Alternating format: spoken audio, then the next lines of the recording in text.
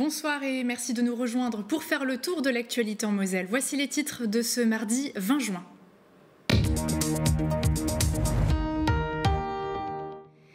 Ils sont un demi-million à le passer en France. Le grand oral a démarré ce lundi et se déroule jusqu'au 30 juin. Réaction des candidats à la sortie de l'examen dans quelques instants. Le CFA de Sarrebourg est devenu l'UFA Christelle Bruat, la chef pâtissière qui s'est formée en Moselle, est d'ailleurs venue inaugurer le site Les Images dans cette édition. Et puis le Scrabble pour apprendre, c'est la méthode qu'utilise une institutrice à Colmen depuis 7 ans maintenant et vous allez voir que les bénéfices sont nombreux. Dans le ciel de mercredi, les rares éclaircies laisseront place à des averses sur tout le département. Les températures quant à elles oscilleront entre 15 et 28 degrés. Et puis ce soir, nous allons évoquer une technique de relaxation, la sophrologie. Alors qu'est-ce que c'est concrètement? Quels sont les bénéfices envisagés de cette pratique sur notre bien-être au quotidien? Isabelle Perrault-Cornu, bonsoir. Bonsoir. Vous êtes sophrologue et vous allez nous répondre sur ce sujet dans quelques minutes, le temps de développer les titres.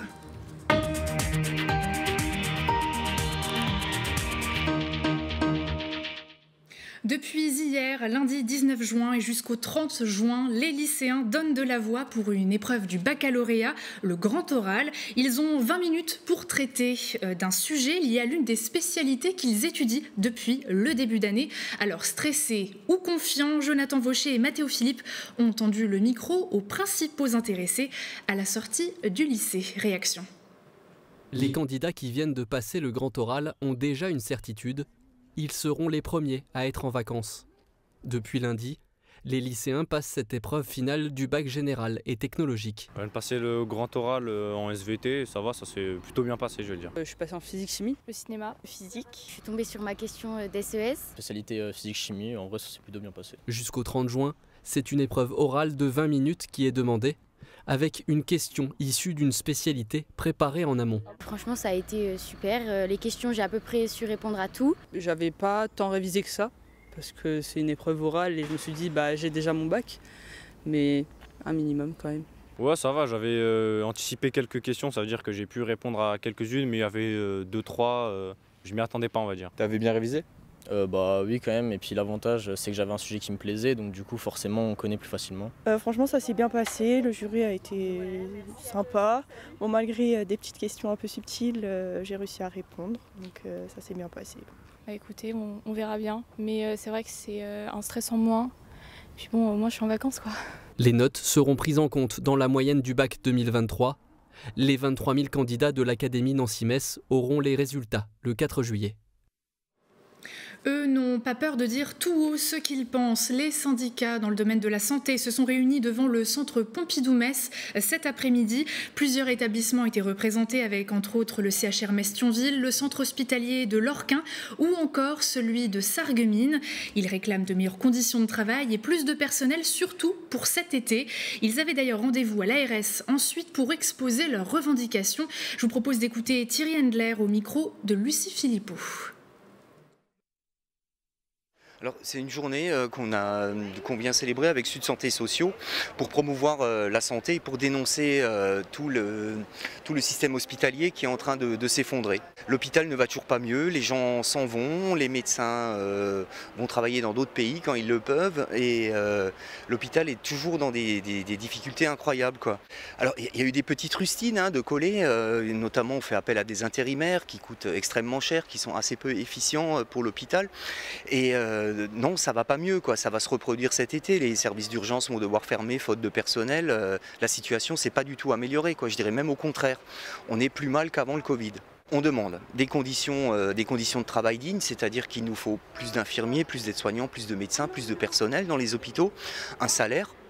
Parce que, disons que l'inflation, vous avez vu, on est entre 6 et 15% d'inflation cette année, on a obtenu 1,5 d'augmentation de la valeur du point, on est complètement en dessous, donc c'est une profession qui est de moins en moins attirante, quoi. On a un rendez-vous avec l'ARS et on va leur faire part un peu des difficultés du monde hospitalier. Alors c'est des rencontres qui sont fréquentes, l'ARS sait très bien ce qui se passe dans le monde hospitalier, seulement l'ARS n'est pas là pour arranger le monde hospitalier, au contraire c'est pour faire des économies, tailler dans les budgets, c'est ça le rôle de l'ARS, quoi. Un problème d'effectifs également aux urgences. Depuis plusieurs mois, les hôpitaux du Grand Est font face à une vague d'arrêts maladie qui perturbe le fonctionnement des services. C'est donc malheureusement devenu une habitude. L'Agence régionale de santé Grand Est lance un nouvel appel au renfort, de quoi inciter les professionnels de santé à venir prêter main forte. Toutes les bonnes volontés sont attendues, que vous soyez libéral, retraité ou même étudiant. Vous pouvez vous porter volontaire sur la plateforme en ligne que vous voyez apparaître en bas en précisant votre profession, vos disponibilités ainsi que vos préférences géographiques. Attractivité du territoire, plan sécheresse, sécurité à l'approche de gros événements sportifs. Autant de thématiques qui ont été abordées ce matin en conférence de presse par le préfet de la Moselle, car dans les prochaines semaines, les priorités sont variées. On écoute tout de suite Laurent Touvet. La préfecture regarde avec grande attention l'évolution de la situation avec deux préoccupations, la sécheresse et les risques d'incendie. Les deux sont un petit peu liés, mais on est vraiment en observation et il est très possible que dans les semaines qui viennent, je doive prendre des mesures d'incitation, peut-être même des mesures d'interdiction de certains usages de l'eau ou de certaines activités dans les zones les plus sensibles au risque d'incendie. Puisque nous allons connaître en France dans un an ce très grand événement, et donc il faut assurer la protection maximale à la fois au public qui assistera à ces compétitions, qui se rassemblera dans les villes, dans ce qu'on appelle des fan zones, et puis la protection des équipes qui viendront s'entraîner ici en Moselle, qui viendront faire rayonner le dynamisme sportif de la Moselle, mais qui ont besoin de le faire en toute sécurité. Ce sont des investissements privés, mais qui, pour s'installer, doivent bénéficier d'autorisations, notamment à l'égard de l'environnement. Ce sont des enjeux qui font l'objet ensuite d'autorisations administratives après une expertise technique approfondie. C'est le rôle de la préfecture de s'engager, de les aider à ce que ces procédures soient les plus rapides possibles, en les aidant à bien composer leur dossier, à bien expliquer ce qu'ils vont faire pour que la décision puisse intervenir rapidement. Il faut que nous les accueillions bien, ça fait de l'emploi, ça fait du rayonnement et ça contribue aussi à la puissance de la France dans le concert international, à la sécurité de nos approvisionnements sur des produits essentiels. Et c'est tout le défi qui attend à la fois les équipes de l'État avec le groupe industriel bien sûr et l'ensemble des collectivités locales. Cette rencontre entre le préfet et la presse était l'occasion d'évoquer de nombreux projets A31 bis, transition écologique des collectivités ou encore lutte contre le trafic de stupéfiants. Vous pouvez retrouver d'ores et déjà tous les détails dans un article dédié sur le sujet sur notre site internet www.moselle.tv. Côté commerce, le centre Saint-Jacques à Metz change à nouveau de propriétaire. Le groupe Clépierre, qui le détenait depuis 2015, a cédé le centre commercial à la Société des grands magasins. L'entreprise, créée en 2018, souhaite également acquérir le bazar de l'hôtel de ville rue de Rivoli à Paris. On passe à la suite. Le travail d'intérêt général à 40 ans. C'est une alternative à la prison qui favorise la réinsertion, portée par Robert Badinter en 1983. Ce dispositif sanctionne toujours, 40 ans après, les auteurs de certaines contraventions de 5e classe et de délits punissables d'emprisonnement. Alors quel est aujourd'hui le bilan de cette sanction pénale? Quels sont ses bienfaits et son utilité? Élément de réponse dans ce reportage de Léna Combe. Ici, on nettoie, mais de manière un peu particulière. Les agents de propreté travaillent volontairement et gratuitement pour exécuter une peine de travaux d'intérêt général. Instaurée il y a maintenant 40 ans, les TIG favorisent la réinsertion des personnes condamnées, que ce soit en réalisant des travaux de nettoyage, d'accompagnement ou même d'animation. C'est de les remettre au travail, c'est de leur redonner un statut aussi et de leur montrer qu'ils ont des capacités. Donc on les accompagne là-dessus. Avec le fait de les former, de les considérer comme tout à chacun, ça les remotive un peu, voilà, en les laissant travailler avec les outils comme tout le monde, quoi. Les tigistes qui pour certains n'avaient jamais travaillé du fait de leur âge ou de leur parcours peuvent ainsi retrouver une vie stable, propice au travail et organisée autour d'un emploi du temps fixe. Leur donner un cadre de vie et puis notre hygiène de vie. Et puis pour les pères de famille, c'est aussi pour donner un exemple au niveau des enfants. Disant, moi mon papa il se lève le matin, il va travailler et puis il rentre. Durant le mois de juin, conseillers en probation, procureurs, avocats, référents territoriaux et associations organisent des événements pour marquer l'étape des 40 ans des tiges. L'occasion de souligner le succès d'un dispositif qui a fait ses preuves, mais qui demanderait à être mieux appréhendé par la chaîne pénale. Malheureusement, c'est une peine que l'on trouve insuffisamment prononcée, parce que, pour plusieurs raisons, parce qu'il y a concurrence d'autres peines, parce que également c'est une peine qui est complexe finalement à prononcer. Donc il est important que l'ensemble des acteurs se saisissent davantage, que les avocats le plaident davantage, que les juges puissent le prononcer davantage, parce que c'est une peine qui a effectivement, je le disais, des vertus pédagogiques. Une sanction pénale utilisée dans seulement 5% des peines prononcées en France, qui favorise pourtant la réparation directe et active du condamné vis-à-vis de la société. Dans la majorité des cas, les heures de tige aboutissent d'ailleurs à de vrais contrats de travail. Direction Sarrebourg maintenant. Depuis peu, le CFA est devenu une UFA, unité de formation des apprentis. Le lieu a été inauguré lundi 19 juin en présence de Christelle Bruat, célèbre chef pâtissière qui a l'honneur de prêter son nom au centre, qui l'a formée, vue grandir et même s'épanouir en cuisine. Après la cérémonie, les élèves ont procédé à des démonstrations culinaires pour le plus grand plaisir des visiteurs. C'est un reportage de Léa Riffaut. C'est avec émotion que Christelle Bruat découpe ce ruban. L'UFA de Sarrebourg porte désormais son nom. Une fierté et un honneur qu'elle assume avec humilité. C'est assez étrange en fait. Quand on m'a proposé, d'abord j'ai cru que c'était une petite blague. Et en fait, non, c'est assez étrange, mais je le prends, mais c'est une super récompense. C'est encore mieux que tout ce que j'ai lu jusqu'à présent. Car celle qui a commencé derrière les fourneaux du CFA de Sarrebourg compte désormais plusieurs titres à son palmarès, comme celui de meilleure pâtissière de restaurant du monde ou encore celui d'avoir été durant 3 ans la chef pâtissière du Palais de l'Élysée. Une fierté pour Francis Vignola, directeur de l'UFA, qui souhaite par cette nouvelle appellation attirer de nouvelles recrues, mais surtout briser les préjugés liés à l'apprentissage. En faisant un apprentissage dans les métiers de bouche, on peut réussir et que l'apprentissage est vraiment une voie d'excellence et de réussite. C'est pour cette raison que je voulais absolument que l'UFA s'appelle Christelle Bruat. Une rencontre qui a également inspiré et motivé les apprentis du centre. On va essayer de prendre la même filière, enfin réussir aussi comme elle a pu réussir pour prouver aux gens qu'on peut y arriver si on veut vraiment.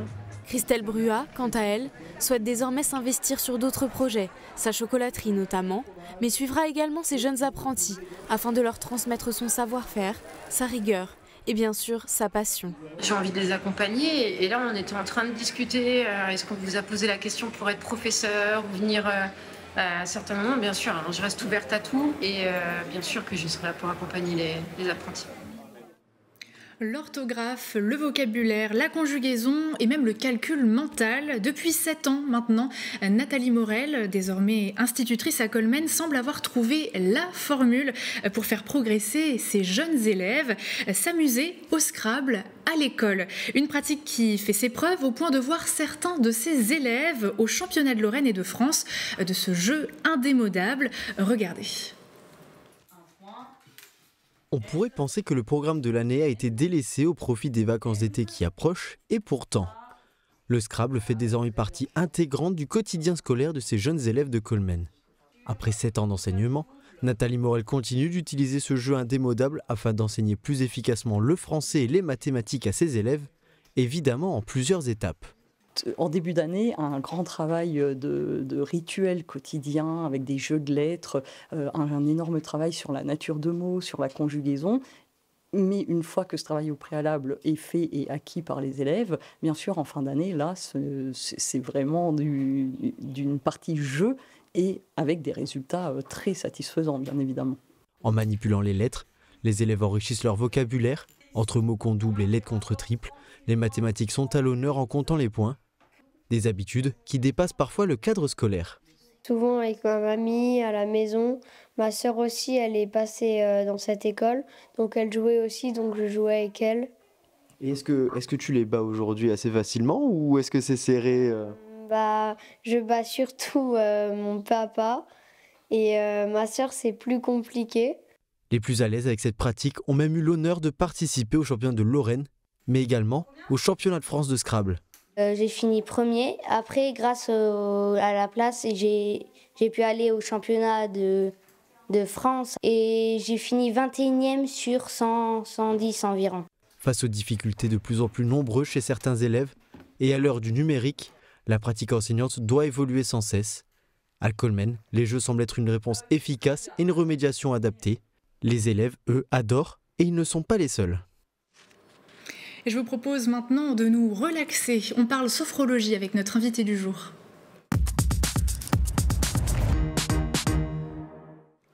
Isabelle Perrault-Cornu, bonsoir. Je rappelle pour ceux qui nous prendraient en cours de route que vous êtes sophrologue. Alors avant toute chose, comment est-ce qu'on peut expliquer facilement et concrètement ce qu'est la sophrologie ? Tout à fait, bonsoir Uranie. La sophrologie, on dit que c'est une méthode psychocorporelle. Un peu plus simplement, en fait, c'est une méthode qui va prendre en compte l'esprit et le corps pour en fait, se retrouver une harmonie entre les deux. Donc pour ça, on va utiliser 3 outils. Moi, je parle un peu d'outils pour que ce soit un peu plus simple. On va utiliser la respiration. On va utiliser effectivement la détente musculaire, donc la relaxation, effectivement, et puis la visualisation d'images positives. C'est un peu les 3 outils sur lesquels on va surfer pendant toute la séance en fait. Mais ce n'est pas une médecine ou une thérapie à proprement parler. C'est pas une médecine, c'est utilisé en complémentarité. Quand on adhère au code de déontologie du sophrologue, comme c'est mon cas en fait, on précise vraiment aux clients, donc on parle de clients et non de patients d'ailleurs, que ça vient en complémentarité pour tout ce qui est notamment accompagnement d'un traitement médical ou accompagnement d'un comportement phobique. La phobie, dans le deuxième cas, donc un accompagnement avec un psychiatre ou un psychologue, et dans le premier cas, qu'on n'arrête pas son traitement médical parce qu'on débute la sophrologie. C'est très important effectivement de mettre un cadre. Voilà. Donc, cette pratique a été fondée dans les années 60 par un psychiatre espagnol. Est-ce qu'aujourd'hui on a assez de recul, voire des études qui montrent les bienfaits de la sophrologie ou pas du tout ? Il y a des études qui ont été faites, effectivement, notamment dans les années 80. Après, c'est quelque chose qui tend à se développer de plus en plus. Il y a de plus en plus de médecins en fait, qui le conseillent à leurs patients en complémentarité. Voilà. C'est comme d'autres méthodes. On est pour la sophrologie, mais il y a d'autres choses des fois qui sont conseillées, la méditation, ce genre de choses, notamment pour tout ce qui est aussi développement personnel, tout ce qui est gestion du stress, la confiance en soi, l'estime de soi, où là pour le coup on est vraiment sur quelque chose de plus light en termes d'accompagnement, quand c'est pas un accompagnement de traitement médical ou d'une phobie ou de choses un peu plus lourdes en fait. Finalement, c'est une technique qui s'incorpore au quotidien, dans la vie de tous les jours, voire même en entreprise. On sait que c'est un lieu où il peut y avoir beaucoup de stress. Oui. Comment on l'incorpore ? Tout à fait. Alors la sophrologie, ça fait partie des thérapies brèves, un peu comme l'hypnose par exemple. Et donc les thérapies brèves, le but, c'est de rendre la personne autonome de son bien-être. C'est-à-dire qu'il va y avoir le travail qu'on fait en séance, donc au cabinet quand c'est un accompagnement individuel, ou ce qu'on va faire en séance de groupe quand effectivement on intervient en entreprise ou dans d'autres structures. On parlait tout à l'heure du grand oral du bac. Je suis intervenue dans un lycée pour accompagner les lycéens pour aborder sereinement le grand oral du bac, par exemple. Et donc, il y a ce travail qu'on va faire avec eux au moment où on est avec eux. Et puis ensuite, moi, je leur envoie les outils, c'est-à-dire une petite fiche récapitulative des exercices de relaxation et puis l'enregistrement audio de la visualisation qu'on aura faite en séance pour qu'eux puissent continuer, en fait, entre chaque séance, le travail et qu'ils se l'approprient surtout, pour que ça devienne un peu un rituel et qui deviennent vraiment, acteurs en fait de leur bien-être. Finalement, quels sont les bénéfices attendus de cette pratique-là, que ce soit sur son bien-être personnel et professionnel ? Les bénéfices, ils sont multiples en fait, puisque alors je dis toujours que la sophrologie, c'est du transformationnel dans le sens où, alors certes, il y a l'aspect relaxation, mais en fait la relaxation, on va l'utiliser comme un outil pour ensuite accéder à autre chose, dans le sens où les objectifs sont très divers, c'est-à-dire que donc l'objectif, on va le définir avec la personne lors de la première séance, ça peut être gagner en confiance en soi, ça peut être arriver à apaiser une phobie ou apaiser une douleur quand on est sur une douleur physique. En entreprise, par exemple, ça va être aussi travailler sur les troubles musculo-squelettiques aussi qui peuvent se développer, du fait aussi parfois juste d'un stress naissant, mais qui va se développer parce qu'on n'aura pas été suffisamment à l'écoute de son corps et de ses ressentis. Donc c'est aussi beaucoup apprendre à la personne à ralentir un petit peu le tempo et puis à s'écouter, à écouter son corps en fait. Voilà. Un peu comme des signaux d'alerte et pour agir en préventif plutôt que agir ensuite appliquer les outils dont vous parliez au quotidien. Ouais. Comment se passe une séance? Parce que vous parliez de faire le premier pas déjà avec un professionnel pour après ensuite s'acclimater et le faire seul. Ouais. Comment ça se passe une séance concrètement? Une séance, alors on va séparer un petit peu la première séance des autres séances parce que la première séance, on fait ce qu'on appelle une anamnèse, un peu comme chez le médecin où on arrive. C'est un dialogue. Puis, voilà, c'est un dialogue. Moi, je vais apprendre à connaître la personne. Je vais lui poser pas mal de questions avec des petits items un peu particuliers. Et puis, suite à cette première séance un peu de questionnement, je vais demander à la personne d'essayer de définir son objectif d'accompagnement. Et souvent, cet objectif diffère de ce qu'il va me dire au tout début du rendez-vous, parce je l'aurai questionné sur différents points, et du coup, il va se rendre compte, il y aura déjà des fois une petite prise de conscience sur « Ah, en fait, je pensais venir pour ça, mais en fait, je crois que c'est ça. » Plutôt pour autre chose. Voilà. Donc ça, c'est vraiment la première séance axée sur la rencontre, l'échange et la définition de l'objectif. Et les séances suivantes, on va travailler au fur et à mesure avec une intention par séance pour au final, alors je fais ça parce que j'ai l'image de l'escalier souvent, pour gravir les marches une à une et atteindre l'objectif en fait de la personne. Voilà. Alors on parle de professionnels, le ministère de la Santé parle souvent de charlatanisme malheureusement. Comment fait-on quand on ne s'y connaît pas pour trouver un vrai professionnel? Alors, très bonne question. Comment on fait? Déjà, on se renseigne sur la formation et la certification en l'occurrence du sophrologue. C'est-à-dire que normalement, un sophrologue, il y a ce qu'on appelle le titre RNCP, donc c'est une certification qui témoigne en fait du sérieux en fait de la formation dispensée et du fait que on a passé un examen en fait au bout duquel en fait on a obtenu sa certification. Donc ça, c'est effectivement très important. Il y a aussi le fait de se renseigner auprès du syndicat. Dans la chambre syndicale de sophrologie où tous les sophrologues certifiés sont recensés. Donc ça peut être aussi une bonne information pour être sûr de tomber sur quelqu'un de sérieux. Et puis surtout, je crois qu'après, faut se rendre souvent au premier rendez-vous, c'est être attentif à ce que dit le sophrologue. C'est-à-dire, effectivement, au premier rendez-vous, moi, à chaque fois, je rappelle qu'on intervient en complémentarité quand il s'agit d'accompagner un traitement c'est pas magique. Non, voilà, on n'est pas dans de la magie et c'est vraiment important de se rendre compte que ça vient effectivement en complémentarité, sauf quand on est vraiment dans du développement personnel pur, où on vient vraiment pour gagner en bien-être, gagner en estime de soi, où là effectivement on n'a pas forcément de suivi médical ou de traitement médical en complémentarité. Et là on est aussi dans une espèce de philosophie de vie à essayer de rentrer dans une vision de soi et des autres plus positive. Donc c'est une approche un peu différente. Voilà. Bien, merci beaucoup pour toutes ces explications et puis promis on fera quelques exercices de respiration juste après cette édition. Souvenez-vous, il y a quelques semaines, nous avions accueilli sur ce plateau 2 prestataires de mariage pour nous parler d'un grand jeu concours, gagner un mariage clé en main d'un peu plus de 60 000 €. Après plusieurs semaines de participation, 3 couples lorrains ont été sélectionnés sur les 100 personnes qui ont envoyé leur vidéo de présentation. Les couples devaient raconter entre autres leur histoire et les raisons de leur mariage. Les 3 vidéos sélectionnées seront mises en ligne ce soir sur le site lamaisondelévénementiel.fr. Dès ce mardi soir, donc, vous aurez donc la possibilité de voter pour votre couple préféré jusqu'à la fin du mois de juin. Et puis pour terminer cette édition, vous allez en prendre plein la vue. Metz est définitivement une ville de lumière, notamment grâce au Festival international Constellation, dont le coup d'envoi sera donné ce jeudi 22 juin. Au programme de cette 7e édition, 2 parcours diurnes et un parcours nocturne, pierre numérique. Vous y découvrirez 12 œuvres réalisées par des artistes du monde entier. Point d'orgue de cette balade, ou plutôt les mappings sur la cathédrale.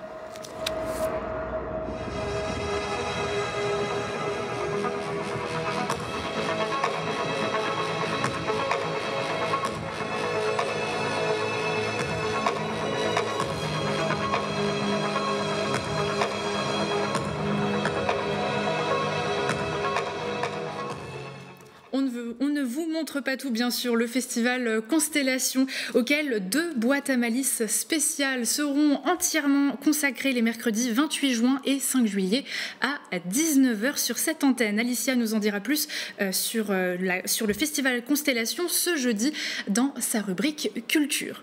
Merci beaucoup de nous avoir suivis et de nous être fidèles. Pour ne rien rater de l'actualité en Moselle, pensez à télécharger notre application mobile. Pour la suite de votre programme, faites le plein de sport dès 18h30 et puis découvrez l'économie du territoire dans un nouveau numéro du Rendez-vous Éco. Très belle soirée sur Moselle TV et à demain.